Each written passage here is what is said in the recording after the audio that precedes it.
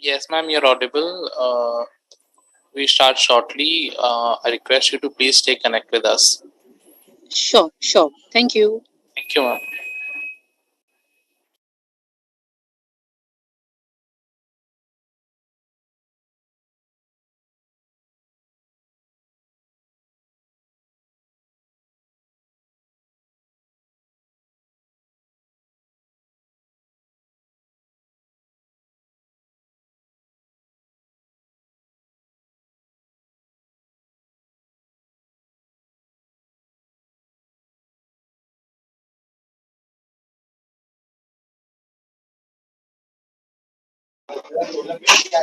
Good evening, Dr. Kavita. Good evening, ma'am. Good evening, Sushil ji. Thank you so much for joining. Good evening, Sushil sir. Hi, good evening.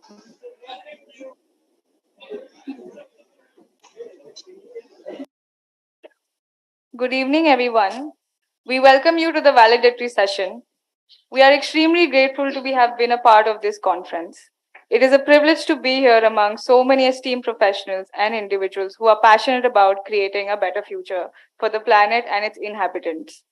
To facilitate the valedictory session, we stand before you today at the 6th National Conference on the theme Sustainable Development Goals, a Multidisciplinary Ingress.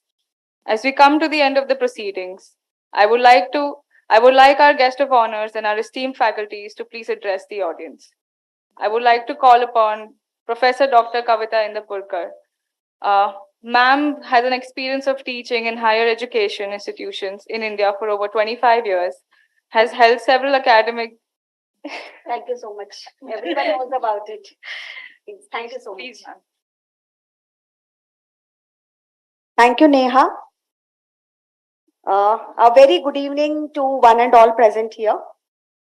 And I feel very contented and happy to be here to welcome you all at the valediction ceremony of the 6th two-day National Conference of Amity School of Economics at Amity University, Noida campus. From the core of my heart, I thank our revered, most respected Honorable Founder President Sir for blessing us for the success of this flagship event of ASE. I, along with the team ASE, welcome you, sir, for this session. I also thank our Honorable Chancellor, sir, for his unconditional support in making this event a success. I, along with my team ASE, welcome you, sir. I welcome our guide and leader, our Honorable Vice Chancellor, Madam, who has guided us through all these years for conducting such events successfully. I welcome you, Madam, for this valedictory session of the two-day National Conference. I would like to welcome Professor Dr. D.K. Bandyopadhyay, sir, who is former Vice Chancellor of GGPS IP University and is presently mentoring us all for this session. He will be joining us soon. He has kind of promised me, although he is caught up with some meeting suddenly. I welcome all the faculty members of ASE and other institutions or departments who have joined us for this conference. I heartily welcome our guest of honor for the session, Mr. Sushil Kumarji, who is Chief Financial Officer, Dhampur Sugar Mills Limited. I welcome you, sir. I welcome Honorable Pro Vice Chancellor of Rabindranath Tagore University for accepting our invitation, and I feel privileged to share the dais with your kind self, madam. I welcome you. I also take this opportunity to welcome all the guests, paper presenters, and participants in the campus, and those who joined us online during these 2 days. I welcome all the online joinees to the campus. I welcome all the online joinees to the campus for our next event. I thank all of them for showing interest in our conference. I hope that this platform helped you all to showcase your research and you have gained significantly as far as academics is concerned. I welcome all the students of Amity School of Economics and all other students of other departments. I welcome each and everyone, all of you again who have joined us online and offline for this conference. I give back to Tushar.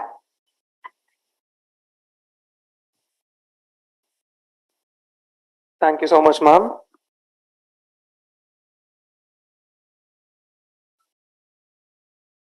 So now I would like to request Dr. Sushil Kumar sir, to please address our audience. Sushil sir is a chartered accountant by qualification. He is an alumni of Sri Ram College of Commerce. He has over 37 years of accomplished experience in senior leadership positions with large industrial conglomerates in India and overseas. Sir is presently the Chief Financial Officer of Dhampur Sugar Mills Limited, a renowned name in sugar and green energy. He has extensively handled diversified profiles in organization building, strategic thinking, change management, business planning, fundraising, project execution, process improvements, and monitoring and cost optimization. He recently was the panel speaker in the India Risk Management Awards 2023 Masterclass, hosted by CNBC TV 18 and ICICI Lombard General Insurance Company Limited. He also was an earlier member of Career Advisory Board and Evaluation Team of Asia Pacific Institute of Management, New Delhi. I request you to please address our audience, sir. Thank you so much. Thank you. First of all, I would like to thank MIT University and the conveners of this event for inviting me at this forum. Somehow when I get connected to the academics, to the students and the teaching fraternity, the student within me also wakes up and tries to keep pace with the audience like the one here. So thank you for connecting me to my past. Now coming to the subject of our discussion, our point of discussion today, the sustainability and sustainable development. As we often sort of use these two terms interchangeably, but the fact is these are not so. These are not interchangeable terms. Even UNESCO has distinguished the two somewhat, like sustainability is the ultimate goal, whereas the sustainable development is a journey. It includes many processes to achieve the sustainability. Now, having said that, I would just like to take a minute on this, that sustainability has always been ingrained into the Indian culture. And I'll come to that in detail later on, give some examples on that. Now, sustainability is a societal goal for all of us. As members of the society, it is incumbent upon us to ensure the sustainability. But at the same time, this is probably the ultimate destination and possibly only exists in the utopian world, like the state of equilibrium. We all know equilibrium, but then it exists only in the utopian world. It's difficult to achieve that. But that doesn't mean that we don't work towards that. I would say that ability of the people to coexist on Earth over a period of long time is the sustainability. Now, as we say sustainability, apparently this has three pillars: the environmental pillar, the economic, and the social. Though these days the more emphasis is placed on the environmental dimension. When anybody talks about the sustainability, the bells immediately would ring, and we would all think about the environmental protection, about the air pollution, about the water pollution, soil erosion, and things like that. Whereas sustainability is not just about the environment protection, it's just not about the pollution. It's much more than that. Now, why actually? These days often the focus on countering the environmental problems, such as the climate changes. We all know the world has been talking about now the climate change, the greenhouse gases emission, the control of carbon emission, and things like that. The loss of biodiversity, the land degradation, air and water pollution. So all these things are being talked about in the name of sustainability. But sustainability goes much beyond that. It is also often taken as maintaining ecosystem services, reducing the food waste, promoting dietary shifts towards plant based diets, promoting new green technologies, When I say green technologies, in terms of the production and in terms of not many other things, I'll come to that. Sorry about that. And adopting renewable energy, phasing out the fossil fuels and subsidies on the fossil fuels. So this is the guiding decision at the global and national levels, and to some extent at the individual levels also. This has also focused on carbon neutrality and net zero.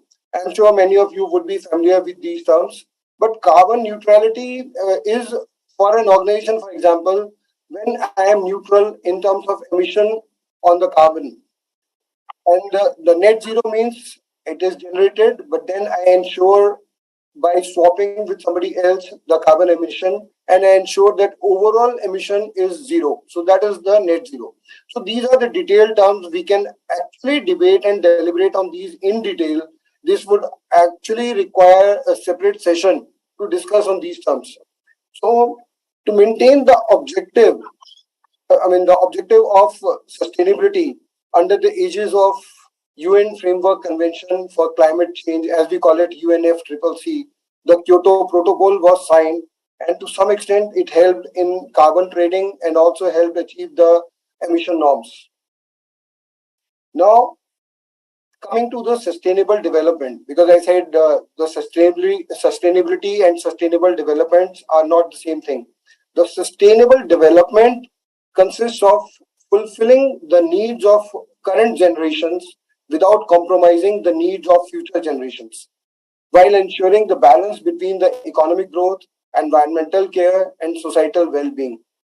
These are, as I emphasized earlier also, these are the three pillars of the sustainability.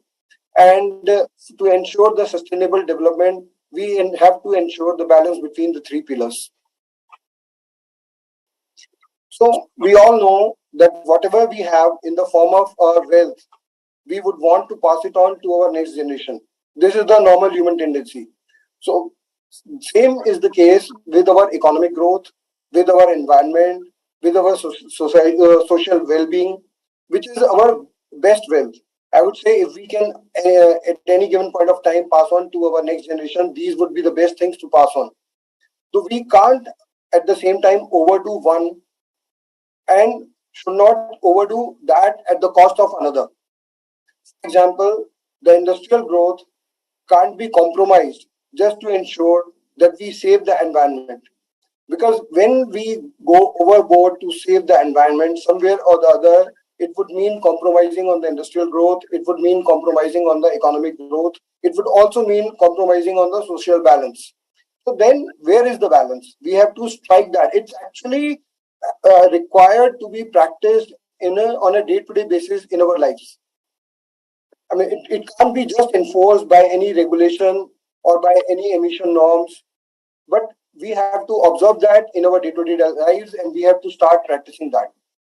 Because if we compromise the, as I said, industrial growth or economic growth, then there will not be any economic growth, or it will be at such a slow pace that we will not be growing at all. We would hardly be able to sustain our existence at that point of time.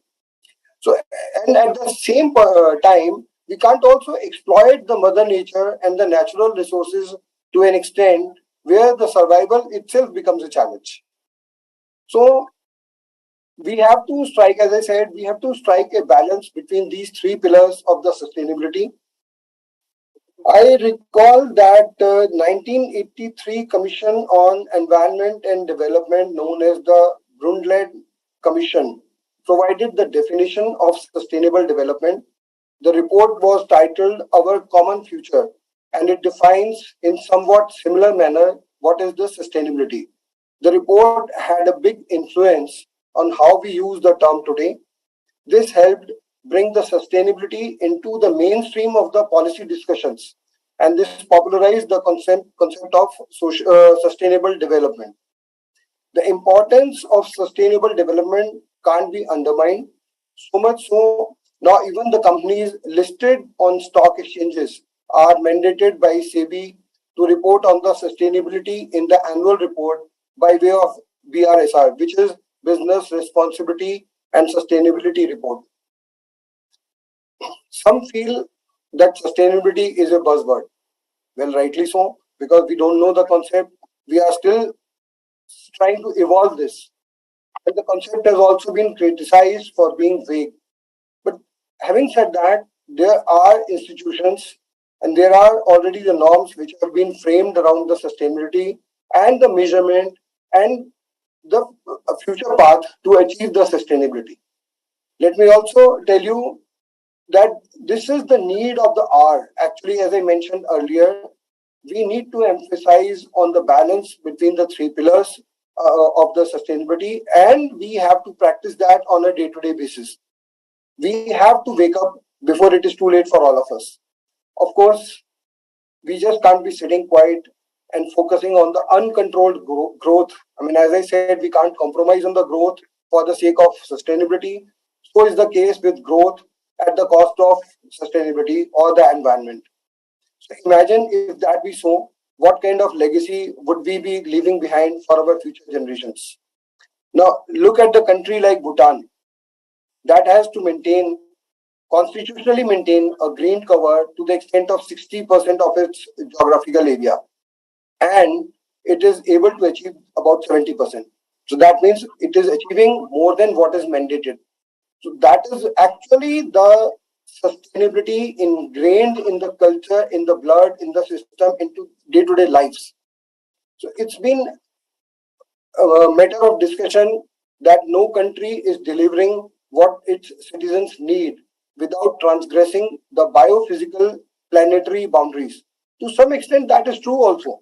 But there it comes the concept of net zero. So if some country is transgressing the biophysical planetary boundaries, then they have to swap the emissions in the form of CERs, what we used to say carbon emission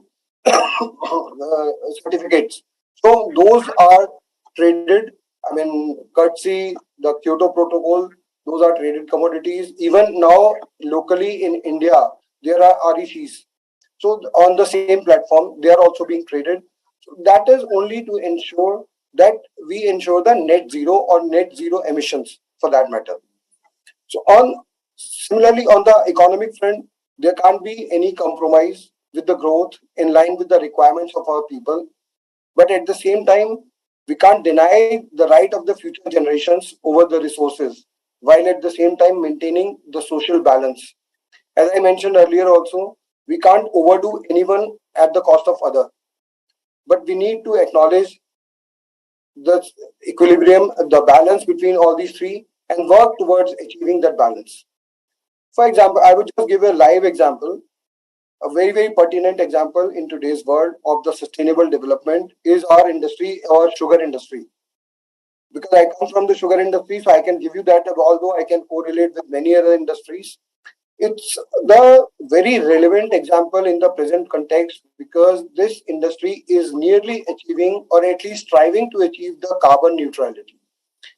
I'm sure many of you would be aware, but let me just highlight the fact that the industry is self dependent in terms of the energy requirements and in terms of the emissions.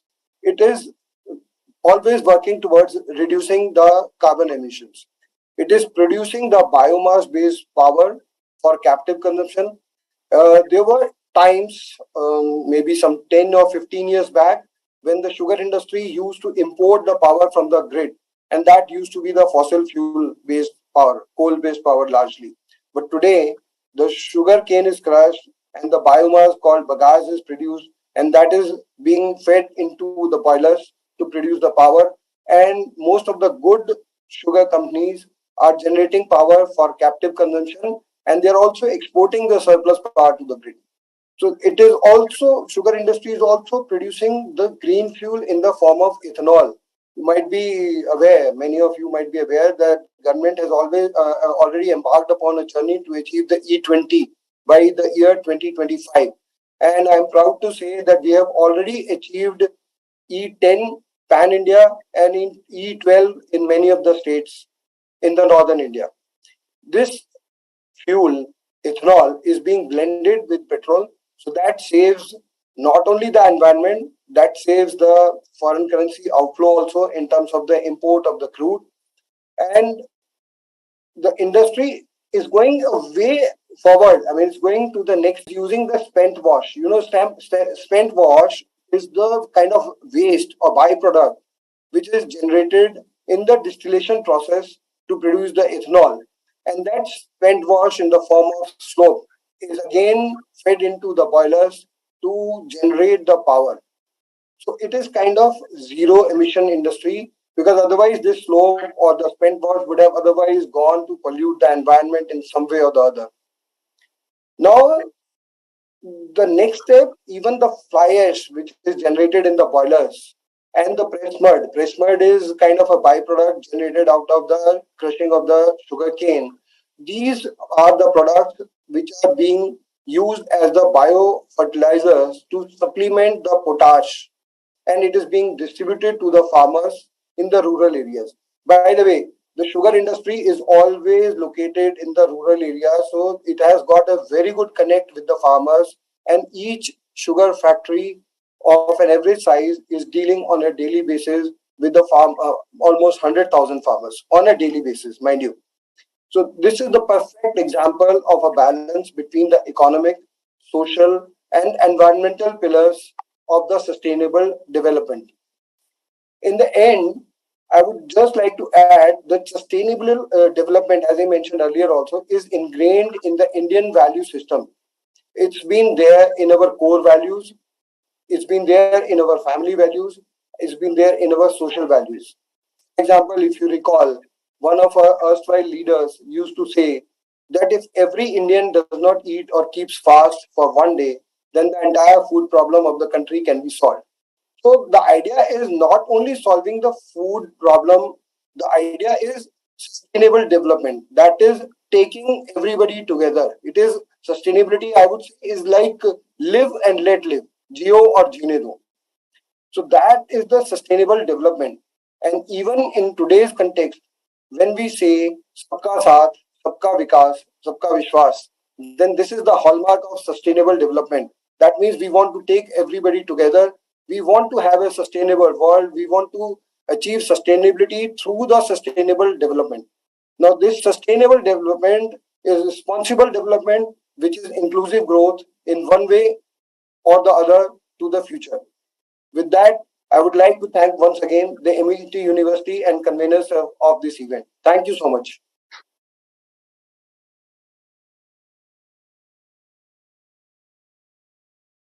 Thank you so much for your words, sir. Now we move on to our next guest of honor, Pro Vice Chancellor Dr. Sangeeta Johri, ma'am. She is the Dean Faculty of Humanities and Liberal Arts and IQAC Coordinator in Rabindranath Tagore University, Bhopal. She has an experience of 20 years in teaching and research. She is a certified career counselor by ISCHS Bangalore. She has done a PhD in economics from Bhopal University. She is well versed with statistical software knowledge and has conducted various workshops on research and statistics in institutions across India. She received Utkrisht Shikshak Samman from Madhya Pradesh Private University Regulatory Commission and have received Best Teacher Award by AISECT Limited, Bhopal. Ma'am has 45 plus publications and co-authored 5 books. She is the president of Grand Academic Portal. She has also supervised many PhD students in the field of skill development, women entrepreneurship, financial literacy, and the circular economy. I request you to please address our audience, ma'am.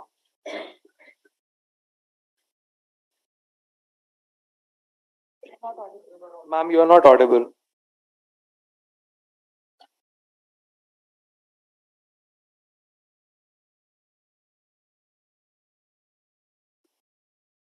No, ma'am, you are not audible.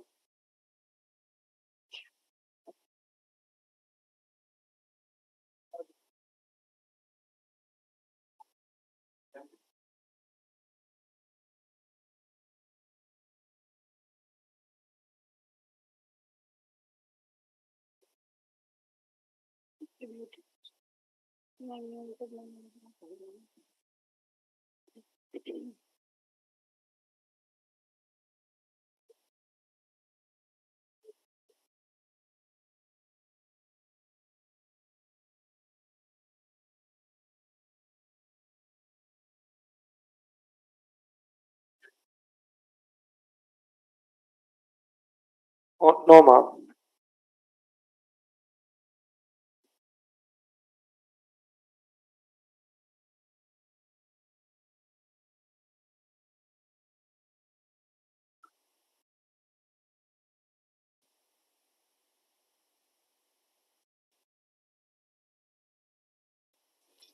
No, ma'am, you are not audible.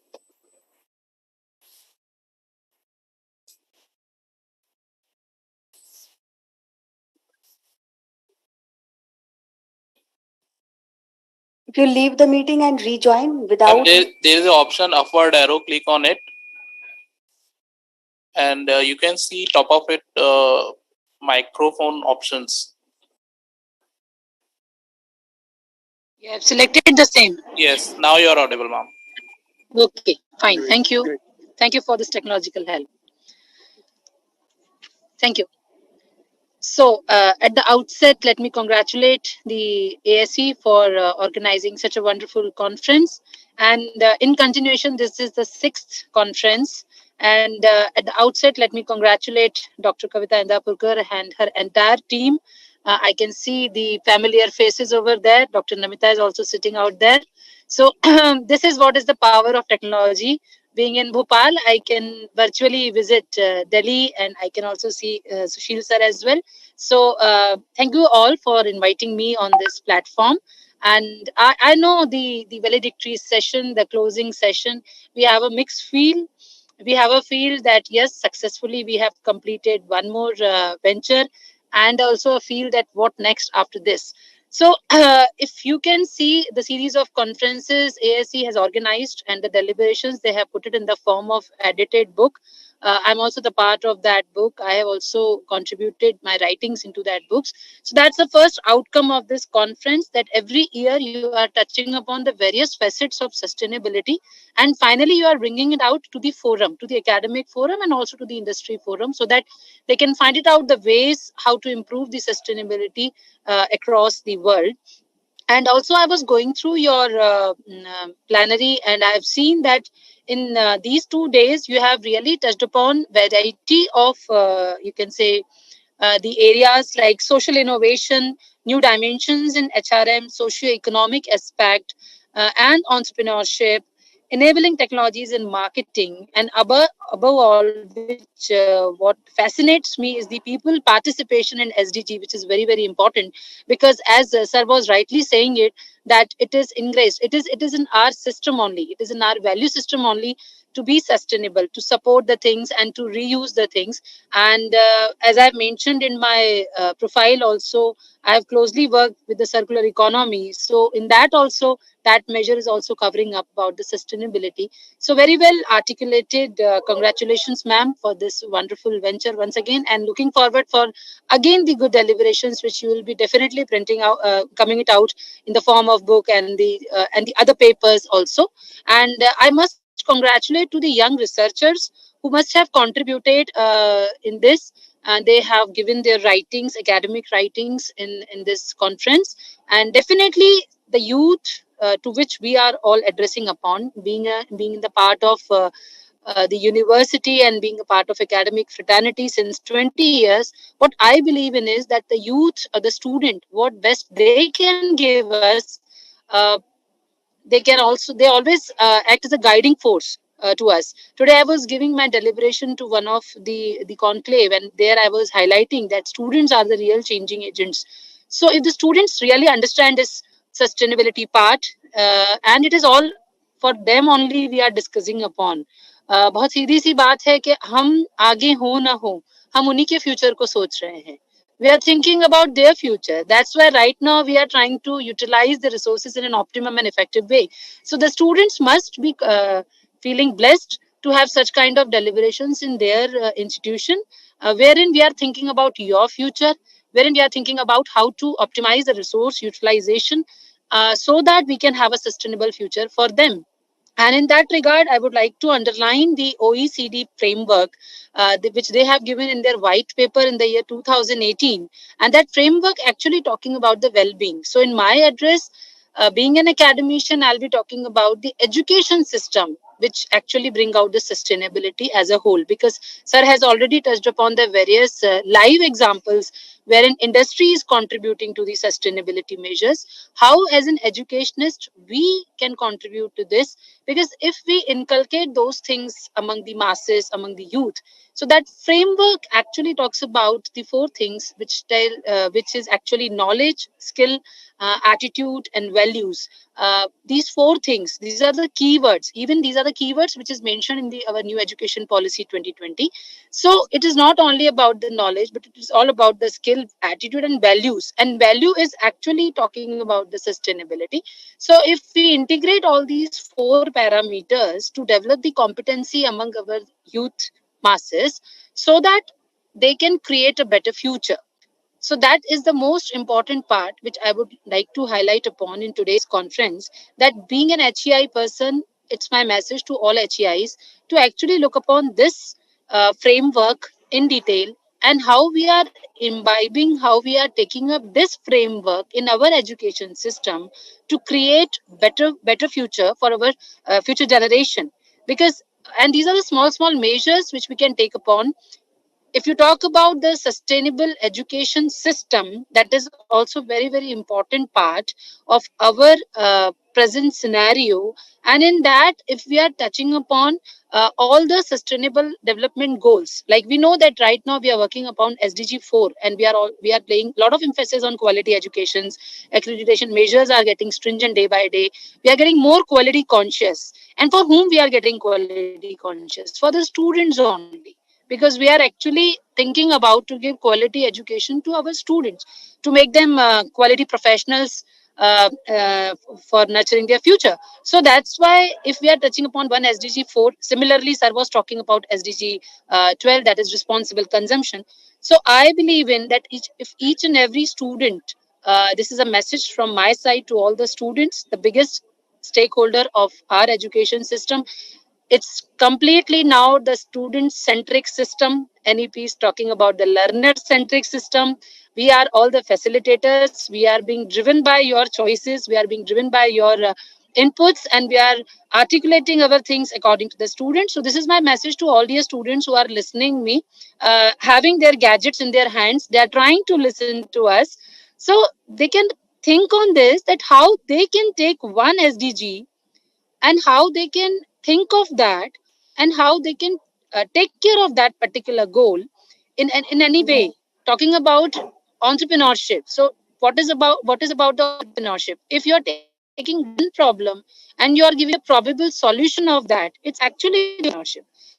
So if you are integrating entrepreneurship with any SDG, you'll definitely solve the problem of this earth, and you will be creating sustainable future.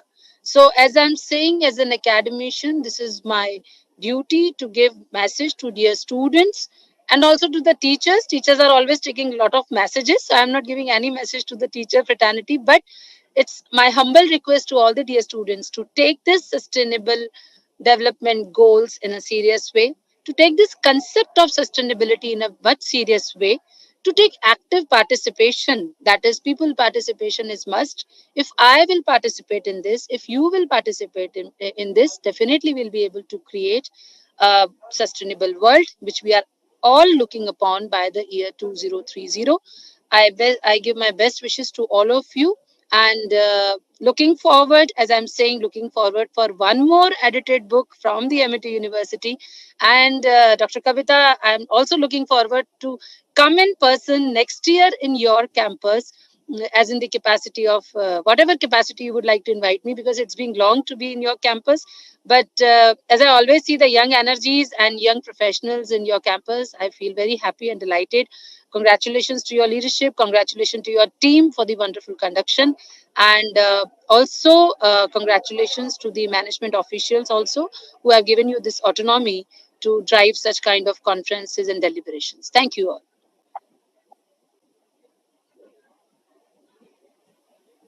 Thank you, Dr. Sangeeta, and I welcome you with my team. We would love to host you next year. And similarly, I would also like to invite, I personally want to invite Sushil ji to please come to our campus and give us your thoughts on this. I and Dr. Neeru were discussing on having a small case study on whatever you have deliberated today. So we can work together on that. So thank you so much, sir, for. In fact, I was thinking one thing, जैसा कि मध्य प्रदेश में है, मुझे लगता है one district one product है. मुझे ऐसा भी लगता है कि हम one student one goal भी कुछ सोच सकते हैं. It's all about the intent, inclusion and innovation. So we can think of such kind of practices wherein we can involve students. And sir ने तो बात कही थी, सबका साथ, सबका विकास, सबका विश्वास और सबका प्रयास. तो आपका जो कॉन्फ्रेंस है वो इन सारी चीजों को मिलाकर आज संपूर्ण होता है. आप सभी का बहुत बहुत धन्यवाद. Thank you everyone. Thank you.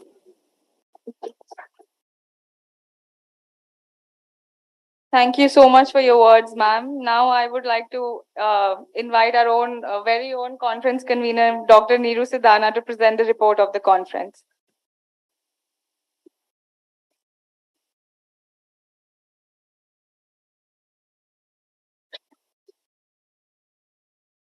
Thank you so much, Neha.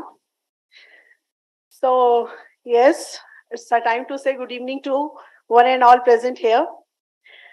With the conclusion of 6th National Conference on Sustainable Development Goals, we can all feel the depth of saying, all is well that ends well.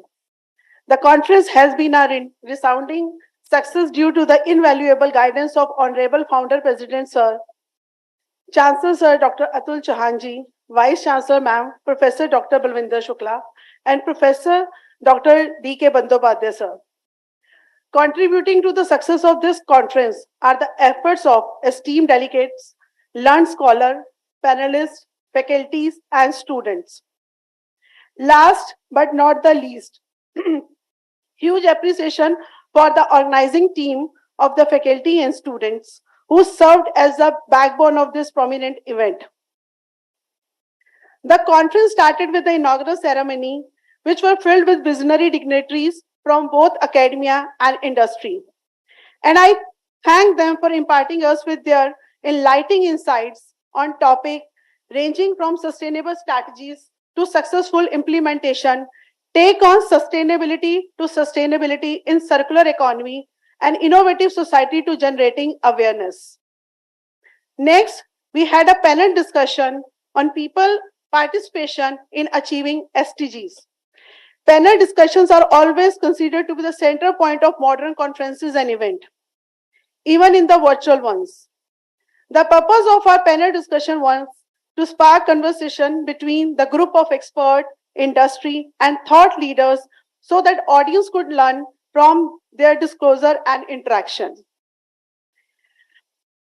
We received more than 150 papers for this conference from different states like West Bengal, Gujarat, Meghalaya, Tamil Nadu, Kerala, and Maharashtra.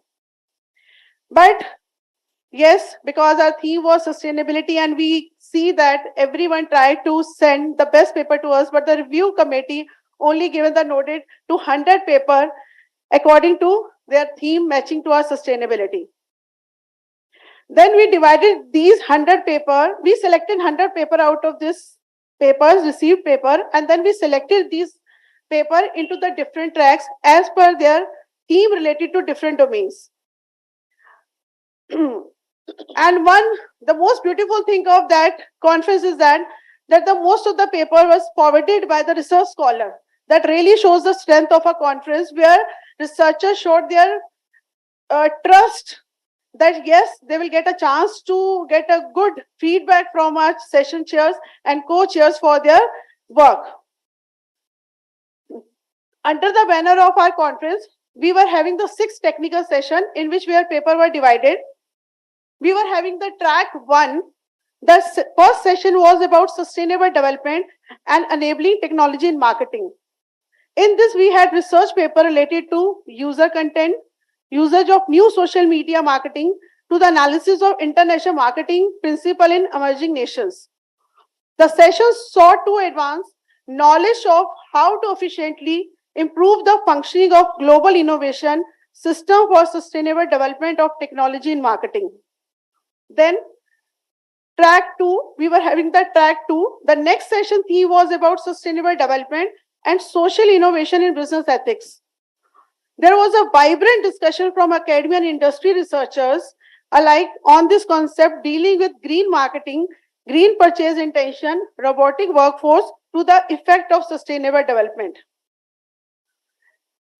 Then rest of the paper were moved forwarded to the track 3 according to their suitability with the theme. The third session were about sustainable development and HRM and OB. The session sought to advance knowledge of how to efficiently improve the functioning of global innovation system for the sustainable development in HRM practices. Then track 4, the track 4 themes is going to deal with sustainable goals and socioeconomic aspect and entrepreneurship. The presentation looked into the key issue and challenges that confront society into the effort to build a sustainable future society.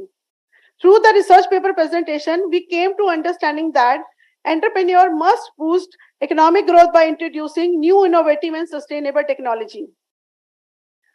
Then last, we were having the 5th track, which is going to focus on sustainable development and social innovation in finance and accounting. Through the discussion, we understood that this will require an action on several fronts, including harnessing and maximizing technology innovation in the field of finance.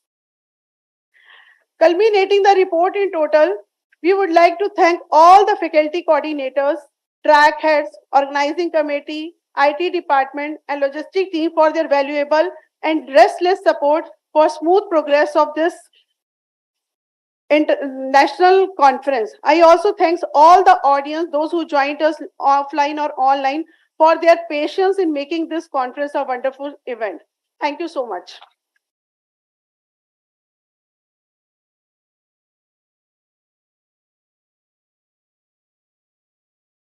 Now I would like to call upon Kavita ma'am to give the vote of thanks.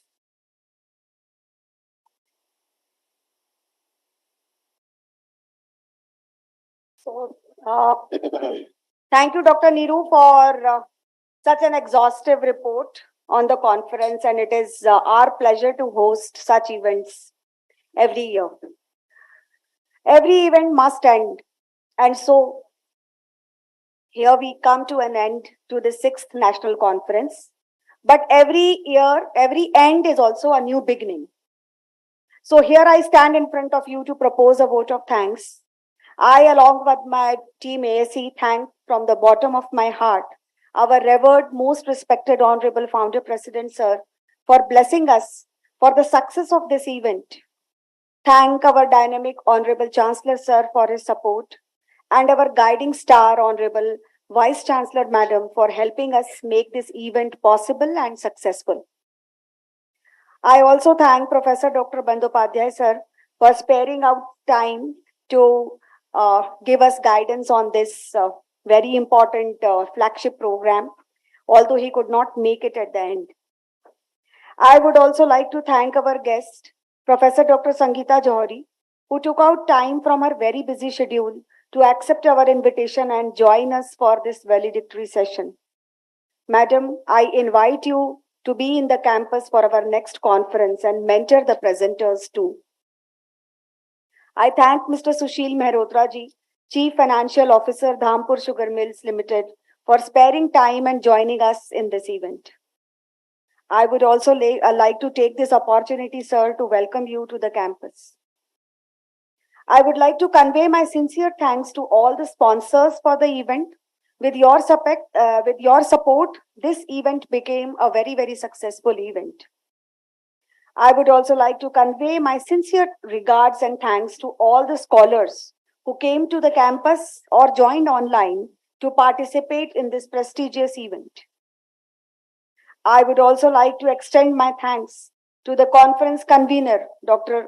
Neeru Sedana, and her students committee for their hard work and dedication for making the conference great. I also thank all the faculty members and staff members from the office for their contribution in spreading word about the conference and managing tracks and inviting guests who gave valuable suggestions during the various sessions and tracks.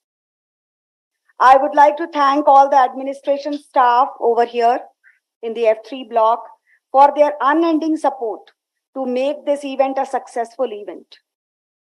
In today's time, we cannot imagine of holding an event without IT support.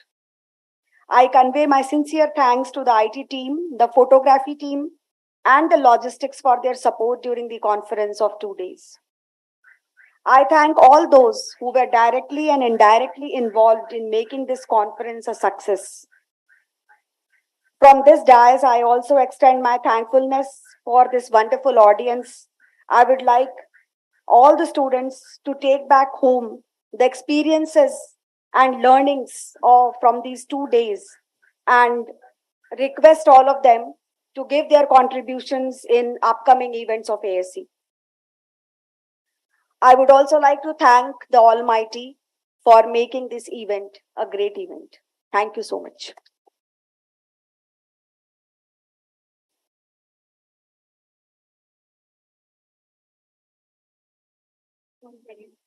Neeru ma'am will take the attendance.